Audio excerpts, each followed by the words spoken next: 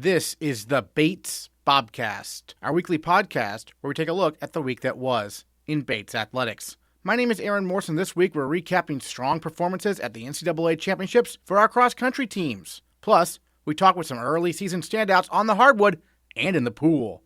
All that and more coming up on the Bates Bobcast.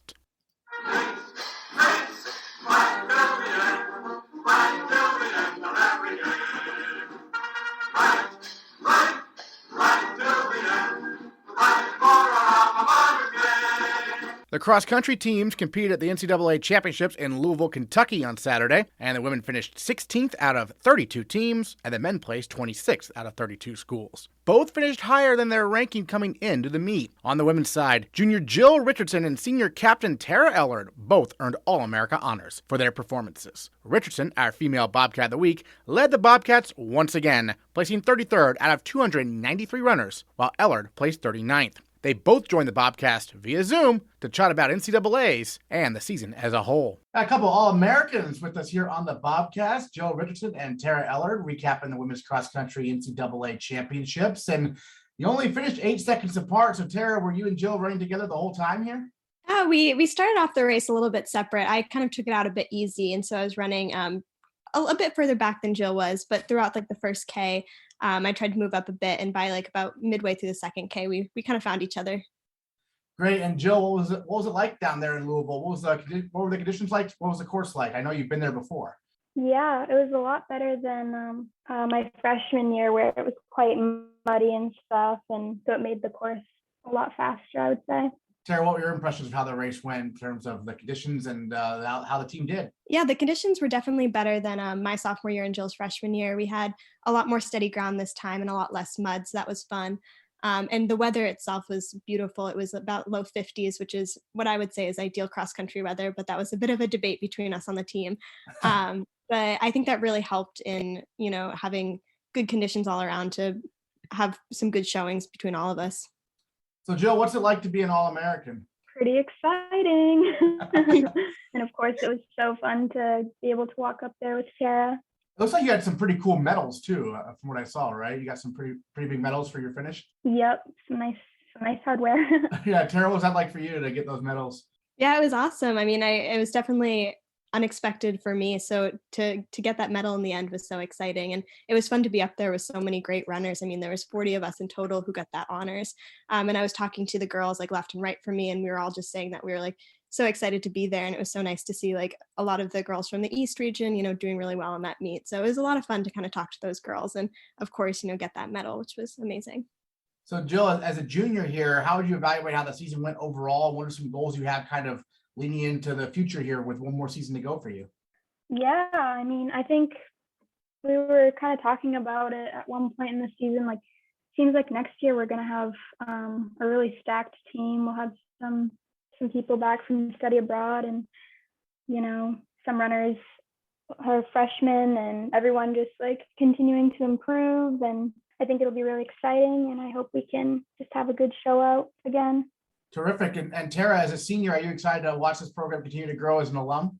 Oh, I'm so excited to see everyone run next year. As Jill was saying, there's so many people coming back, and they're from our top 7 crew who ran at nationals this past weekend. They're only losing 2 seniors, just me and Carly. So we have so many people that are going to be on that team next year, and I'm so excited to see what they can do at nationals for years to come, because I imagine that we'll have many more national runs in the next couple of years.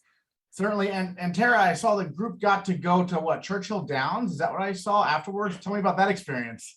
Yeah, it was really fun. We visited the Kentucky Derby course, Churchill Downs, and we actually did that the last time we were in Kentucky too. And it was really fun just to kind of celebrate, after our race. We were also excited just to have run and then get to go to Churchill Downs and bet on some horses, which is the only sport that the NCAA's lets us bet on. So that was fun. That's right. That is technically allowed. That's right. That's good.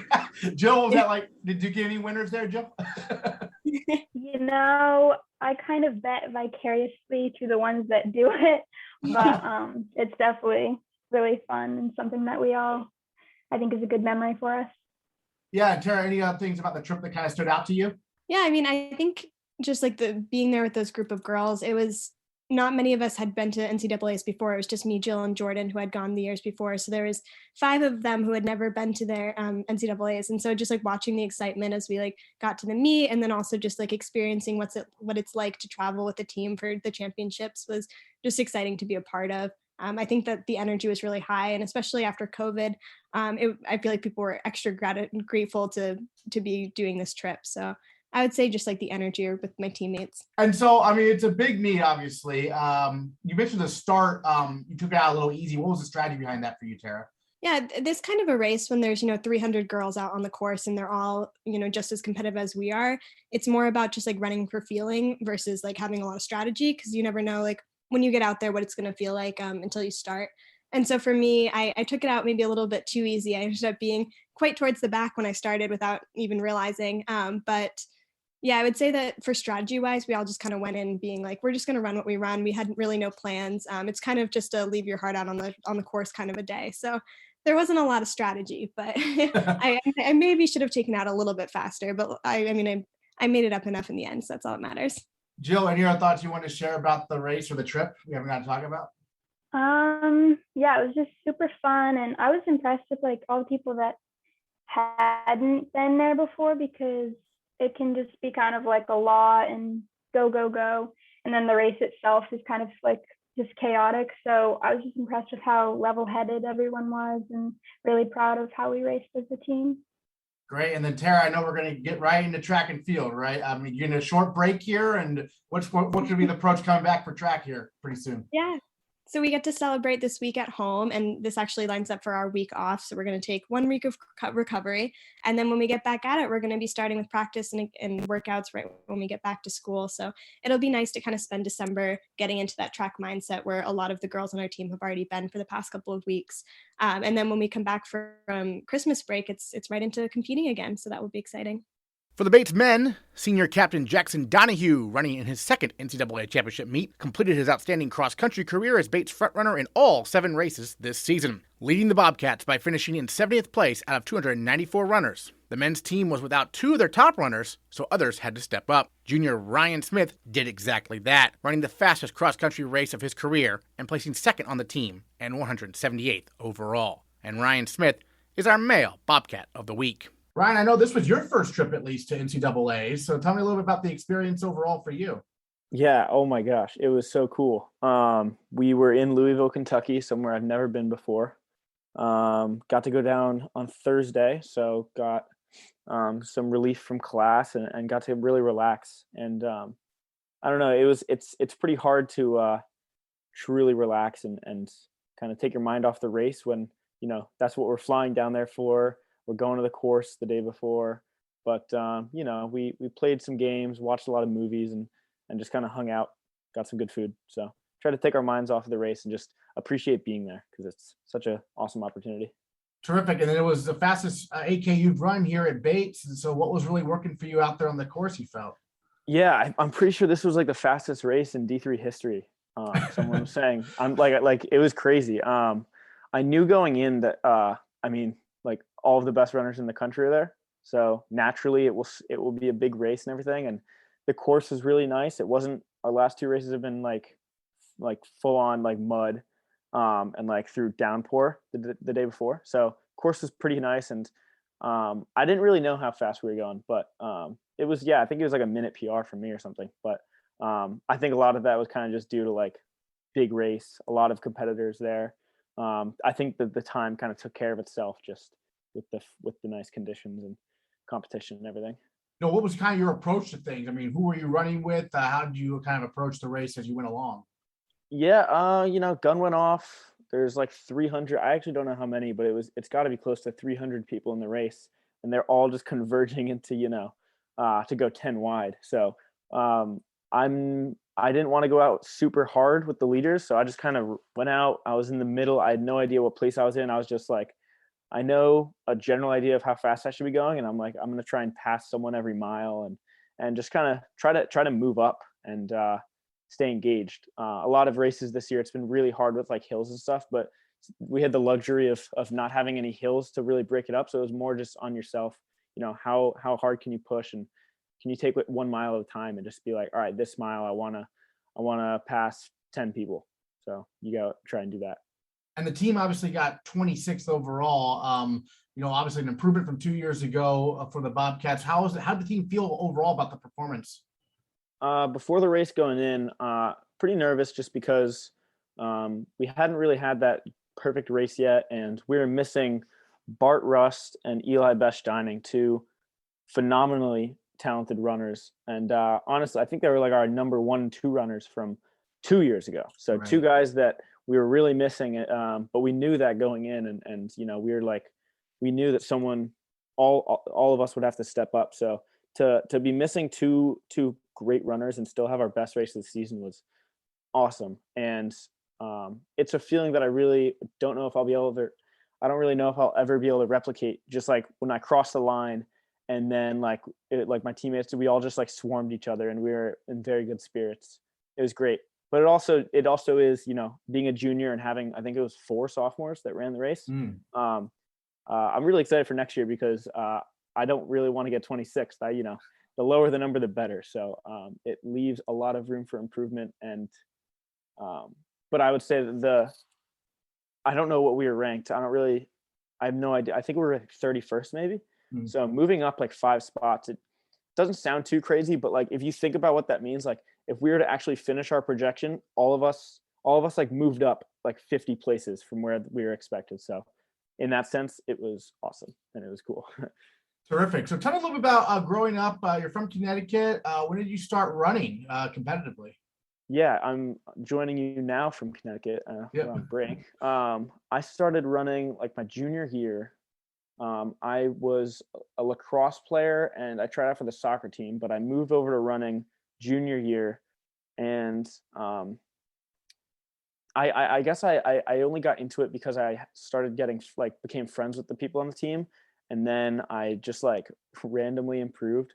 Like it was a thing on my high school team that like whoever did the least amount of summer training would improve. And so like I didn't train going to junior year, and it just I just got like 3 minutes faster for no reason. But because of that, like I was like, oh wait, this is actually pretty good. I could do this. So ran senior year. And I was still doing ski team in high school. So now I'm doing indoor and stuff, and I'm kind of like becoming like obsessed with the sport now. As I'm like, I've been doing it for like 4 years now. And I feel like I'm just now figuring out how fun it can be to really just like put your head down and like really enjoy it. So it was a random start, but I guess running is a sport where it's like, no one really does this from a young age. So everyone has different avenues to common results and teams, but mine was through not wanting to do lacrosse anymore. I guess I was too small. Everyone else grew and I didn't. That's why. Well, you went from no training over the summer to, I'm sure, a lot of training here at Bates, right? What's that transition been like? Yeah. I was I thought that I trained a lot like my senior year of high school, doing like 40-mile weeks. I thought that was like crazy. And then I came to college and people were doing like 100. So I realized that, oh wait, I actually don't run that much. This summer was my biggest summer. I was probably doing like 75 or 80 a week, which takes up a lot of time, but yeah. I would also supplement a lot of biking in there. So I don't really know. I was just like, I just enjoyed like doing whatever I could to like be outside, and running was a good way to do that. You do have to balance it though. Running isn't just like other sports. I feel like you can just like work super hard like all day long. Running, like it's not necessarily in your best interest to just like work tirelessly because you won't be able to race. So you do have to find that line. And I don't think there's no such thing as like training, perfect training. Like I'm still trying to figure out what works best for me. But yeah, I think that there's also a lot beyond just going out and doing 10 miles. There's a lot you can do when you get back to make sure your body's ready to go, and eating the right stuff and doing the right things back in your room before bed. That was what I kind of tried to focus on this season, more so than I have in the past. Terrific. And then what led you to want to come to Bates for college? I'll give the shorter version because the longer story is like, I don't think anyone really needs to hear it, but I don't know. I was small school, Northeast, I want to have snowfall in the winter, and I want to have a team that wants to get better. So Bates checked off everything on my list. and I applied ED, so I didn't have a choice. Yes, once you were in, you were coming for sure. That's the short answer is I got an ED, so I didn't have a choice. But no, it was just everything I was looking for, basically. Terrific. And then, I mean, how have you seen yourself kind of grow? I think you touched on this, but from your first year here to now as a junior, obviously you had the whole COVID year last year. But have you seen yourself grow kind of as a runner over these last, few seasons? Growing as a runner, I would say, I mean, sure. I was actually home all last year, so I couldn't really, I was only here. I haven't been here that long, to be honest with you. But I will say beyond growing as a runner, I think I've grown as a leader and just like as a person on the team and just in life as well. But I mean, as far as the team goes, yeah, I was like freshman year, I was definitely like the clown. I loved to joke around. Didn't take it too serious, which to a certain extent is a good thing. You don't want to take it too serious. You don't want to be a robot. But this year, I feel like I blinked and became an upperclassman. So I was talking to coach and everything over the summer. I was like, yeah, I do want to be a leader and I do want to take this a bit more seriously. So I do try and more so than like developing as a runner and like training harder or like more, I try more to like set an example and just like, I don't know, just like help each other. I learned that what I take away from this sport the most is the social aspect. So I try to grow in that aspect, I guess. And is Mayo your nickname or what's the story there? That is my name. That is my family's name. Family name. Okay. Name. Ryan's my middle name. Gotcha. And yeah, it's just like, it's where my family's from in Ireland. So it would be as if my lineage came from Lewiston, my name would be Lewiston Ryan Smith. But okay, that doesn't have the same ring to it, and it doesn't lend itself to the same like jokes and stuff. People like it, so I like it. It's pretty cool. Gotcha. And then, do you have any thoughts you wanted to share about the trip to NCAAs? Anything we got not got to talk about yet? Oh man, well, I already talked about how fun it is. Yeah. We went to Churchill Downs. I won $30 at Churchill Downs. I think the NCAA is cool with that. So yes, they are. We'll leave that in. We won't have to edit that out, which is great. So that was fun. There were 300, it still hasn't really felt real yet.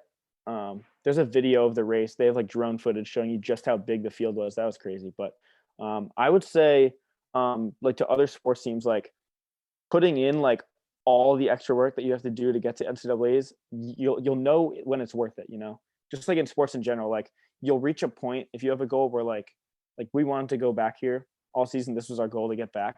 And like the moment you get there, you understand why it's worth it. So if you ever like don't, this applies to like any sport. If you ever not sure like why you're really working towards something and like you're going to practice every day, but you don't really know why, like it's moments like this that show you and remind you just how special it all is. This was fantastic. And hopefully next year we get to go there. We won't have to be like anxious about whether or not we're going to go. I want to hopefully put a team together. Like we know we're going, and our goal isn't just to get there. Our goal is to get there and then have something really like big to celebrate. 26th is good, but 6th is better than 26th as well. And 1st is better than that. Always just trying to maximize performance. It's fun to be at the biggest stage of them all. Yeah. All right, Ryan Smith, thank you so much for joining us on the Bobcast. Really appreciate it. Thanks again. Thank you. The women's basketball team is off to a 2-1 start to the season, easily beating UMaine Farmington on Tuesday and Thomas College on Friday. Bates then scheduled a last-minute non-conference game with NESCAC foe Amherst on Sunday, falling 60-54 in a defensive battle. Junior Gadaleta is off to a blistering start, tallying a double-double with a career-high 25 points and 12 rebounds against the Mammoths. She leads the team in scoring through 3 contests at 16.3 points per game. You're on the steps of Alumni Gym with Gadaleta, joining us here on the Bobcast, talking some women's hoops. And Bree, from Chappaqua, New York, right outside New York City, when did you start playing basketball growing up? I'd say I started playing basketball around first grade. I saw my older brothers playing all these sports, and I was like, hey, I want to play sports like them. I was like, quit it with the ballet, want to go right into sports. And I just really like the team aspect of it. So did you play against your brothers a lot, like in the driveway or whatever, basketball? Or? Oh yeah, a lot of playing with them. It definitely allowed me to get tougher because they'd always be fouling and I couldn't get away with any of it. Now, you're pretty tall. Did you end up outgrowing them? Oh, no, they're both taller than me. Okay. One's 6'4", one's 6'2", so it was hard. They were always blocking my shots. Well, now you're blocking some shots and also scoring a lot of points against Amherst Sunday. Obviously, that was a last-second game, early season challenge. What was that experience like?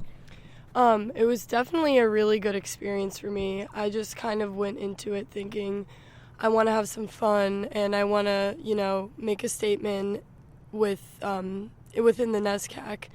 And I think I just was super focused on getting a lot of rebounds because we knew going into that Amherst was a very strong rebounding team. So that was definitely one of my focuses. And just playing overall very strong defense as well was another focus. Yeah, they're obviously a very strong defensive team, as are the Bobcats. So that was like, watching this game, it was a battle out there, wasn't it? I mean, what was the environment like throughout the contest, you think? Oh my gosh. I mean, it was so much fun.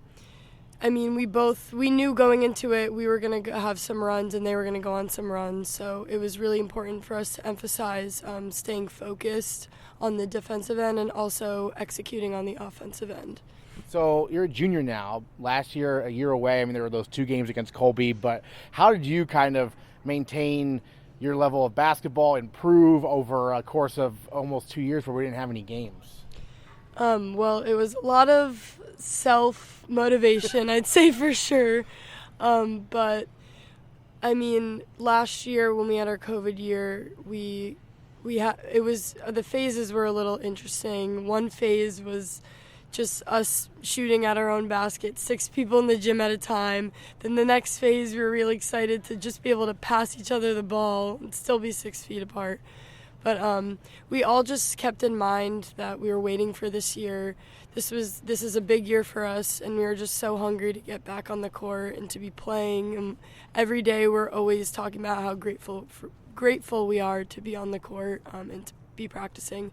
And so we were very motivated to be like, got to be on it. Even though it's a year away, we still have this opportunity to get better each day. So we always push each other to get better. Terrific. And take us back when you were in high school. What made Bates the place for you for college?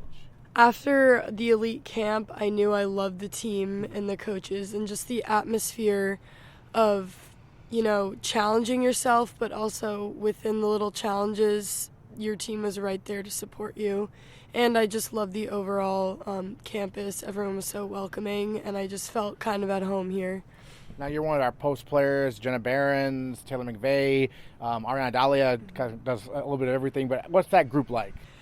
Oh, we're definitely battling in practice every day.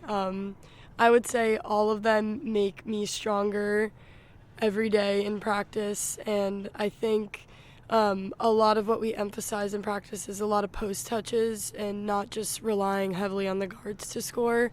And I think we've definitely improved on that area, and each one of us has so many skill sets. And Taylor teaching me a lot about having that experience as a senior and having that experience on the defensive end because she's a tremendous defender and rebounder. I've learned a lot from her, and Ari as well, just being a super competitor with her experience. And I think a lot of us younger posts have a lot to learn and to continue to learn, but we're definitely having a lot of fun in practice. It's interesting you mentioned, feeling like, you're a younger post player, but you are a junior. Do you feel like an upperclass player, or do you feel like you're still kind of getting your footing? Yeah, it definitely is interesting because I am an upperclassman, but with that year of no basketball, it feels like I still have so much to learn, especially within NESCAC play.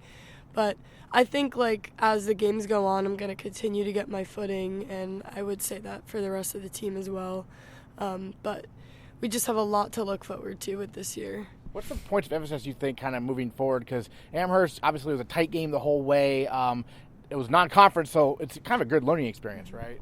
Yeah, I would definitely say we were looking forward to this game because, like you said, we were saying, hey, okay, we were 2-0, and we're getting some real tough competition with Amherst, and these are the teams we strive to do well against. And so we were looking at this as a challenge, but also just a footing for where we are in the season and what we really need to improve on. And I think we played really well yesterday, and there's always things you can improve on, but it was a very good showing and a very good test for us. And we just have to keep focusing on the defensive end a little bit more, and not to mention we weren't hitting as many of the shots as we have in previous games. So I think with that game, if we just hit maybe 5 more shots, maybe less, that could have easily been our game. So I think that it's a really good test to what is coming up next, and I'm really happy about it. Now I see you just crashing the boards. I mean, you're flying in there, especially actually on the offensive glass. Where does that kind of come from? I mean, I just went into that game and I was like, I need to get the boards, and and I need to stop the Amherst players from getting the boards. I think, just energy plays like that really help the team in moments where we're we're working hard, but nothing's working for us. And I think I was just aspiring to get those rebounds, to get a quick point so we could just start building on the momentum. But I definitely felt like Superman in a couple of those where I was just, I probably wasn't jumping as high as I felt, but I felt like I was just flying in there. Well, you were, from my point of view. I mean, and then also you stepped back and took a couple threes, hit one, I think, hit another one that was waved off because of a foul. How much do you practice knocking down those outside shots? Yeah, I've always been, when I was younger, I actually grew 3 inches in one summer. So I was a guard, and then after those 3 inches, everyone was like, well, you need to start learning some post stuff here because you're pretty tall. So I've always kind of had the ability to shoot the 3 and to post up. So that definitely works for my favor when guards choose not to guard me outside the 3-point line. Excellent. Well, any other thoughts you want to share about the season so far and what some of your goals are here as we move through November into December and then into NESCAC play in the new year? I think as a team, we're going to keep honing in on those weaknesses and just turn them into strengths. And I think especially our defense, we really want to emphasize because that's such a foundation for us, and it just gives us a lot of our momentum in game time. And I think we're here, this is it. Our team is at a point where we're just so talented and we're so basketball smart, where I just see so much potential for us. And I think after yesterday's game, we're just dying to play another NESCAC game at this point, because we know what we have to do now, and it's just a matter of putting the pieces together. The men's basketball team is off to a 1-2 start to the season, and junior captain Stephon Baxter is lighting up the scoreboard, averaging 27.3 points per game to lead the NESCAC in scoring. He also hit a game-winning 3 against St. Joseph's College of Maine. Bates' home opener is tonight, if you are listening on Tuesday, at 7:30 p.m. against Southern Maine. Stephon Baxter with us here on the Bobcast, talking some men's hoops, and let's start with the buzzer beater against St. Joseph's. Take us through that game, down to the wire, and take us through that shot. So that game was a lot closer than we wanted it to be, but yeah, it was a dogfight all game. It was real chippy. I mean, they were talking to us, so obviously we had to talk back, and just coming down to the wire, I think we were down 10 with 4 minutes left to go in the game, and we fought back. We tied it up, and getting to the buzzer beater, it was we called the timeout before it happened, and coach drew up a play, and I just knew I had to make a play no matter if I was taking a shot or someone else was taking a shot. I knew I just had to make the play. So going through it, we drew up a play of they were playing defense in the zone. They were playing a 3-2 zone, and our big man, Devin, he was supposed to set a screen for me on the top, and he set it for me, and as soon as I came with the screen, I was I'm wide open, so I got to shoot it. And as soon as it left my hand, I knew it was going in. So it was a good shot, and I'm just glad we won. Always fun to celebrate on another team's court, right? Oh, yeah, for sure, especially when they're talking trash to you. Right. A little bit about, you and your role on the team, because 2 years ago, as a first year, you were on a team that had a bunch of experienced guards. Now, those 4 guys graduated, and you're the guy right now. You're taking a lot of shots. You have the ball a lot. So tell us about that adjustment, I guess, for you. Just coming off my freshman year, I kind of knew with those graduating senior guards who scored a lot of the points for us, I knew I had to step up for our team to be successful in the future. And, Coach Furbish has talked to me about that as well. So I knew going into sophomore year last year, I knew I was going to have to make that huge leap, and I was ready for it. But, unfortunately, we couldn't have a season last year, but I stayed the course, and I knew eventually when we played again, I was gonna have to be that guy. And so, I mean, this is no surprise to me that it's kind of happening the way it is. But yeah, I'm embracing it. It is a tough role. I will say that. I wish I prepared myself a little more. It's better when it's a little more like when you finally experience it. You're like, damn, I want to say I did prepare myself well, but there's obviously things where I'm in the moment. I'm just like, well, I could have done things better. So, but I love it, and I mean we're off to a 1-2 start right now, but it's early in the season. Over half of the team didn't play a college game yet, so we got a lot of young guys. But I love the grit and the fight that we have. I mean, our two losses, or one of our losses to Clark, which we would have hoped to win, was they had 2 games on us ahead of us, and that was our first game of the season. So, I mean, we lost by 5. It was a dogfight as well. And then our loss to Babson. I mean, they're a really good team. Got a lot. They have a lot of seniors and juniors who are playing, who have experience playing, and they have freshmen and sophomores who didn't play as well too. But I want to say for us as a team, like we got a lot of young guys playing. Yeah.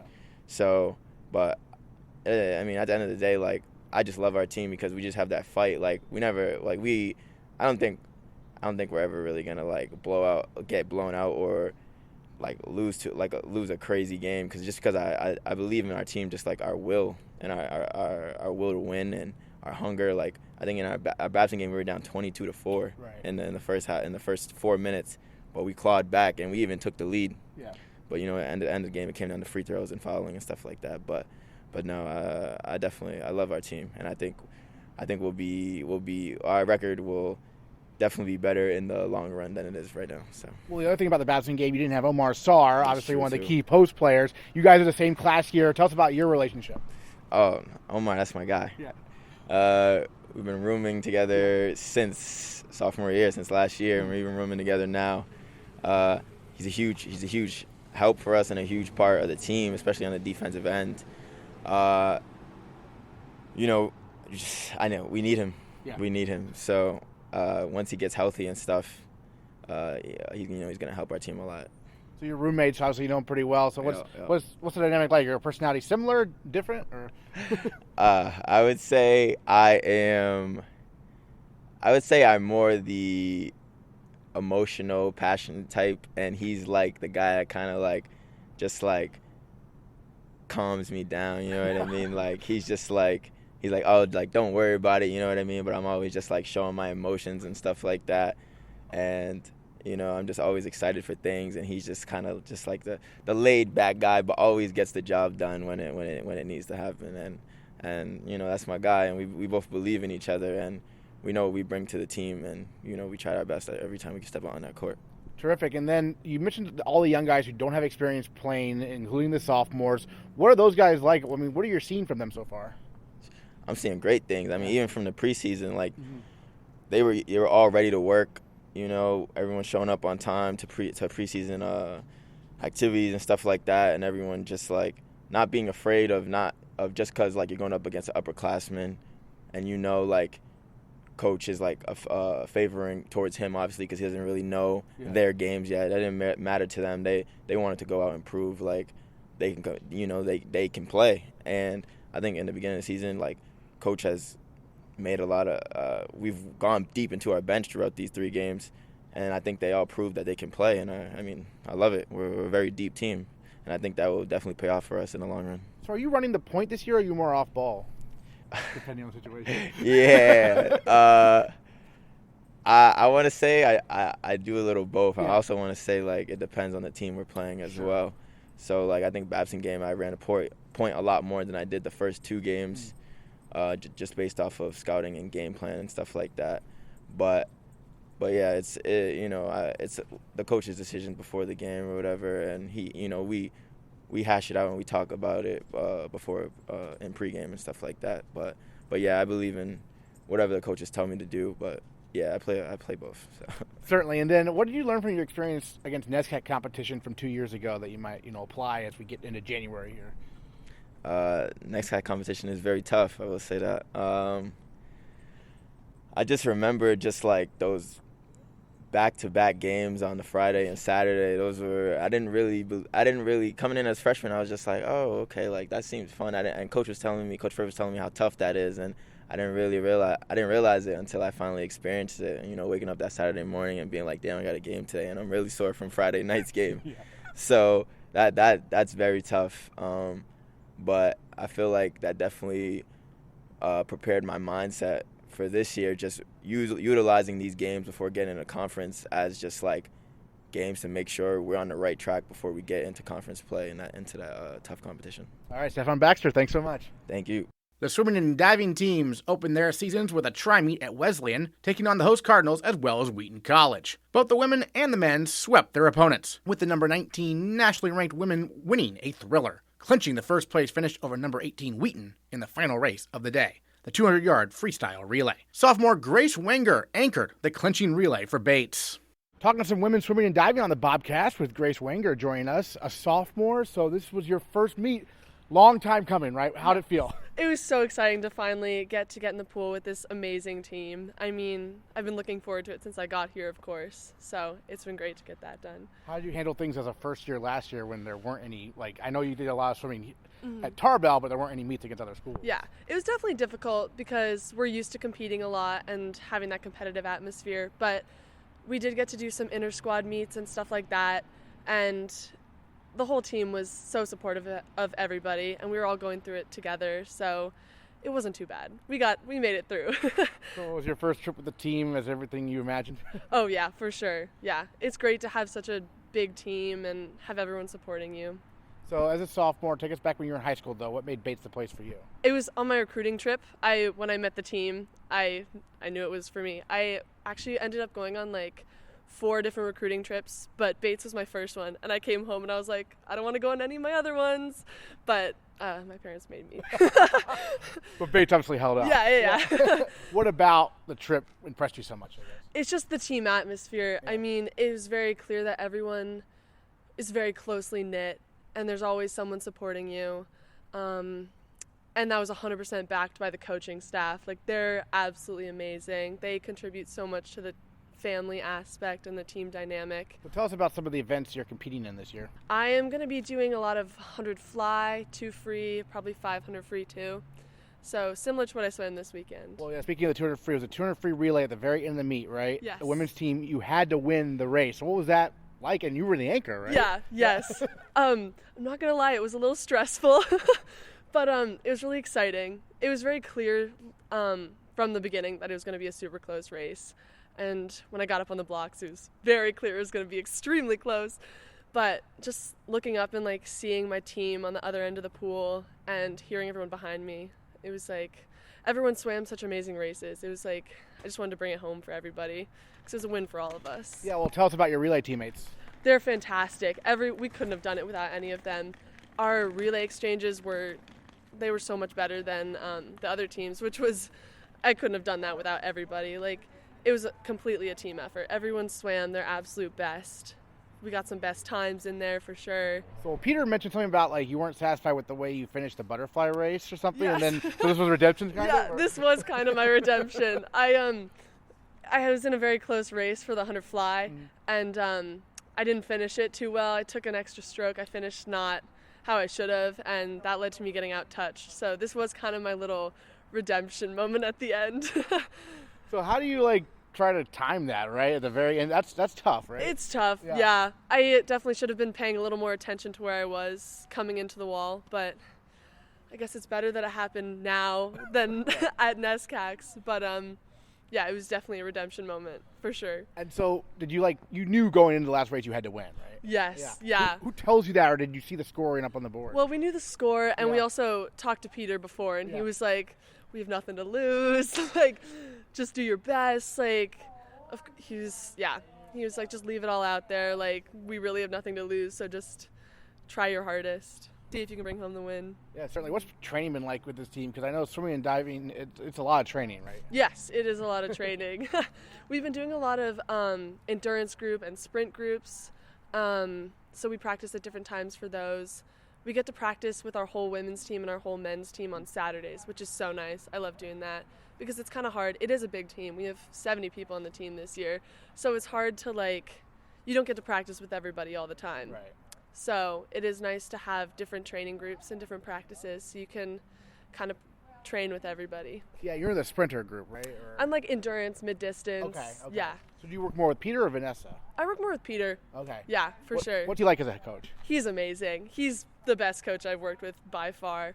He's so invested. He cares so much about the team, it's so nice. It's so nice to have someone who is going to back you 100% and who just really wants to see you improve and see the program as a whole improve, both in the pool and out of the pool. So what was his reaction? What was your team's reaction after you won that final relay race? It was pretty great. Just after we finished, our whole team just completely erupted, which is the best feeling ever, of course. We walked over to Peter. He was grinning ear to ear. He gave us all big hugs.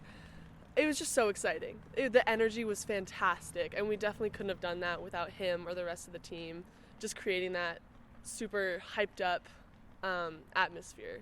Well, I know it was a tri-meet, and I think Wheaton and Wesleyan, and Wheaton was the one closest to you in the rankings, right? Yes, yeah. Wheaton we were completely tied with them, and they were right next to us in the relay too, so yeah, it was close. Great, and then I guess, take us back, when did you start swimming, growing up?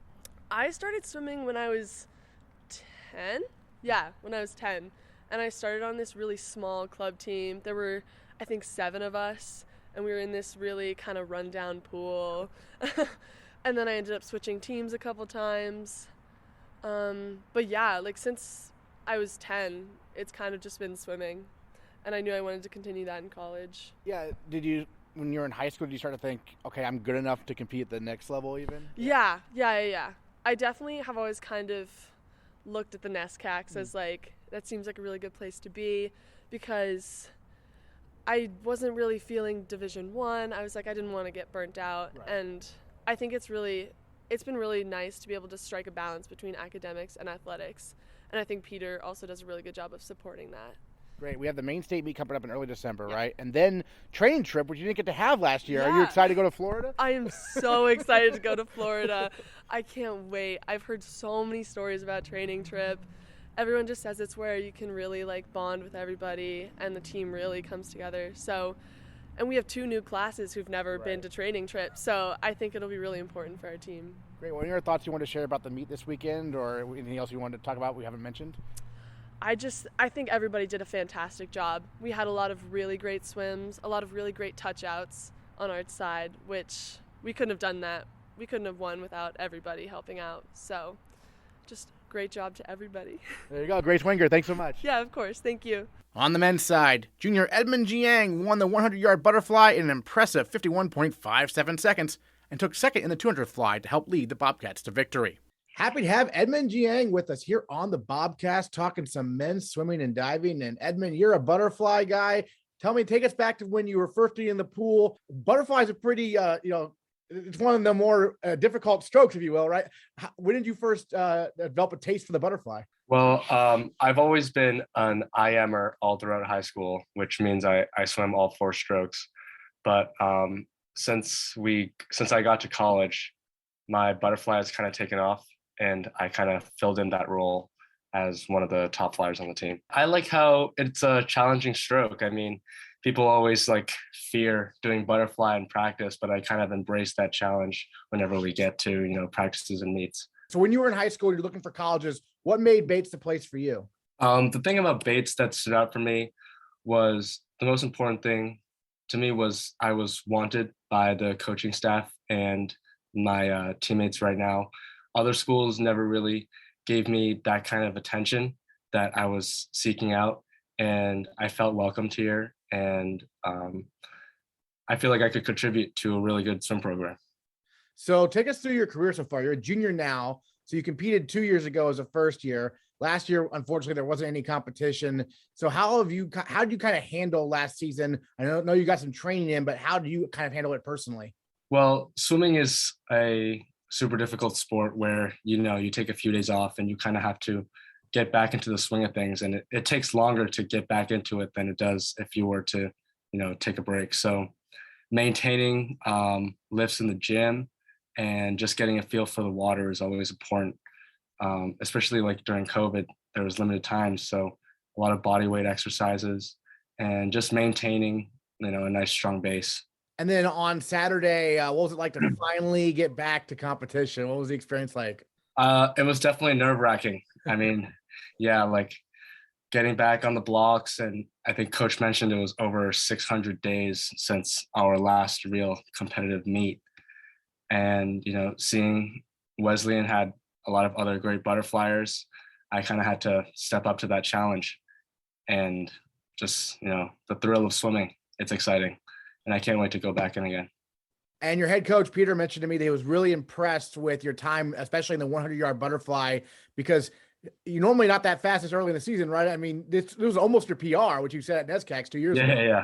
Yeah, I've been putting some effort into the weight room, and Coach and I have talked a lot about working on the little things, mainly technique, underwater dolphin kicks, and turns off the wall. Terrific. And then what was it like to see everyone else compete and perform so well? Because the men, obviously, easy victories over both Wesleyan and Wheaton. Yeah, it's a great confidence boost. I mean, we did lose some of our seniors last year that were great for us, but in return, we've gained a lot of enthusiastic freshmen. The captains and senior leadership are doing a great job by uplifting the team. And I think with the culture that we've created, it only goes up from here. Yeah. Do you have any goals you've set for yourself kind of moving forward through this season? Because there's a ways to go, obviously. You've got the main meet coming up, and then you've got the training trip, which is very important. And then really the heightened competition comes after the new year, right? Yeah. So as a team, we kind of have to set, short-term goals and long-term goals. And for me, especially, I have some time goals I want to achieve, but mainly my long-term goal would be at NCAA Championships is just to place higher in a B final or an A final, preferably the A final, because my freshman year, I only made the C finals. And I'd love to, score more and contribute to the team. You looking forward to the return of training trip here in December? Oh yeah, it'll be painfully great. Collective suffering. Collective suffering. There you go. Any other thoughts you want to share about the meet this weekend we haven't got to talk about or anything? I think it was great for the men's and women's team. The women pulled off a huge victory, especially with that last relay. It was one of the most exciting races to watch, at least one that I've watched, in the past year or so. And, bait swimming and dive is looking really good this year. I don't think anyone should sleep on us. There you go. Edmond, thank you so much for joining us on the Bobcast. Really appreciate it.